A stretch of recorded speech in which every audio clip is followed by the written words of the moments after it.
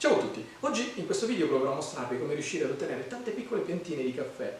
La piantina è davvero molto bella, io vi consiglio di seguire il video e di provare a rifare ciò che vi mostrerò, perché sono sicuro che una volta che otterrete una di queste piccole piantine sarete orgogliosi del risultato che otterrete. La prima cosa che occorrerà fare sarà quella di procurarsi dei semi di caffè che siano adatti a generare nuove piantine. Trovarli oggi in commercio è davvero molto semplice, basterà rivolgersi a centri specializzati, garden center o addirittura al supermercato. L'unica cosa che vi chiedo di controllare, questa è tassativa, è che il seme non sia tostato, perché se lo fosse sarebbe morto e da lì non nascerebbe nessuna pianta. Riconoscere un seme che è stato tostato da uno che invece è ancora naturale è davvero molto semplice. Quello tostato assume un colore marrone molto scuro, che è quello che poi utilizziamo per fare praticamente la miscela di caffè che poi andiamo a bere. Invece quello che è ancora naturale è questo, color panna, quindi questi sono quelli adatti alla semina. Una volta reperiti i semi potremo trovarci in queste condizioni, o un seme ancora integro, che in pratica non è quello al quale noi siamo abituati. Noi quando vediamo un chicco di caffè in genere siamo abituati invece a questo, che è la seconda condizione nella quale ci possiamo trovare, quindi due metà già separate. Questo è il classico chicco che poi una volta tostato noi vediamo al bar. Prima di poter procedere con la semina, quindi l'effettiva messa a dimora del seme nel terreno, questo dovrà essere sottoposto a due passaggi. Il primo è quello di decorticarlo, quindi privarlo della pellicina che ha tutto intorno, quella marroncina chiara, quindi passare da questo stato a quest'altro. Il secondo passaggio al quale dovrà essere sottoposto è quello di metterlo a mollo nell'acqua per circa 12 ore. Decorticare il seme, quindi privarlo della pellicina esterna, è davvero molto semplice. Basterà semplicemente agire una leggera pressione, guardate, così, nella parte esterna, togliere la pellicina materialmente, ecco qua, e il seme è stato pulito. Per mettere a mollo i semi basterà prendere un bicchiere, riempirlo d'acqua ed andare ad inserire all'interno di questo i semini che abbiamo appena pulito. Non resterà altro che aspettare 12 ore. Riempito il vaso e preparato il seme, non resterà altro che mettere questo a dimora nel terreno, quindi fare semplicemente nel centro del vaso un foro, un buco di circa 2 cm di profondità, prendere il seme e semplicemente andarlo a fare cadere all'interno, così, dopodiché coprire, niente di più. Prendere un vaporizzatore e bagnare il tutto molto abbondantemente, fate in modo che il terreno sia molto bagnato.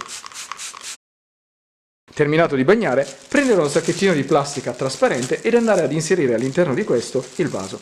Così facendo faremo in modo che, una volta chiuso il sacchetto, in questa maniera, si creerà all'interno un vero e proprio microclima che faciliterà e accelererà la germinazione del seme stesso. Ecco qua.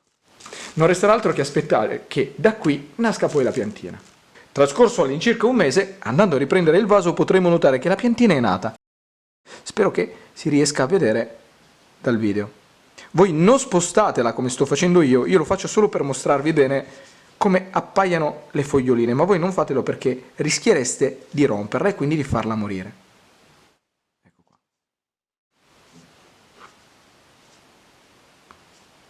Trascorsi all'incirca 10 giorni da quando la piantina è nata, le prime due foglioline si sono completamente sviluppate e staccate l'una dall'altra e dall'interno, aprendosi, si riesce già a notare il nuovo germoglio. Eccolo qua.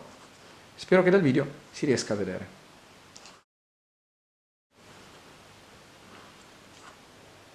Trascorso all'incirca un mese da quando le foglioline si sono aperte e dall'interno si è potuto notare che c'era un piccolo germoglio, questo è cresciuto davvero molto, adesso è alto più o meno 2 cm, quindi la pianta si sta sviluppando in una maniera assolutamente veloce, ma cosa più importante, sana. Trascorsi all'incirca 3 mesi da quando il semino ha iniziato a germinare, questo è il risultato che potremo ottenere, ovvero una piantina alta più o meno 8 cm, che esteticamente è davvero molto bella. Ricorda vagamente la pianta della gardenia, sia come morfologia della pianta che delle foglie. Infatti queste sono di un verde acceso, scuro e lucente.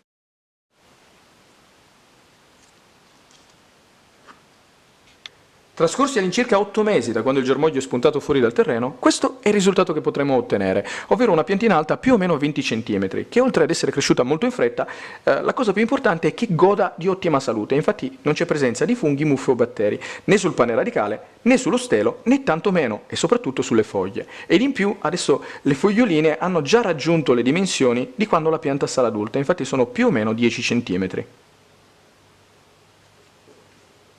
Cambio inquadratura per cercare di mostrarvi meglio come appaia questa pianta. Io vi assicuro che È davvero una bellissima pianta, purtroppo in video non rende come dal vivo, ma se avrete la fortuna di averne una tra le mani capirete quanto sia la bellezza. Quando la pianta avrà raggiunto la sua maturità inizierà a produrre i primi fiori e quindi anche i primi frutti. E in queste immagini vi mostro quali siano le fasi alla quale dovranno essere sottoposti i fiori per passare da bocciolo sino al frutto maturo che si dovrà raccogliere e tostare per essere gustato. Una cosa molto importante è che durante il primo anno di vita la piantina venga posta in un punto dove prenda sì molta luce, ma mi raccomando non i raggi del sole diretti, perché sennò questi, se troppo forti, potrebbero bruciarla portandola addirittura alla morte. Le temperature dovranno essere comprese tra i 12 e i 28 gradi e che non ci siano correnti d'aria.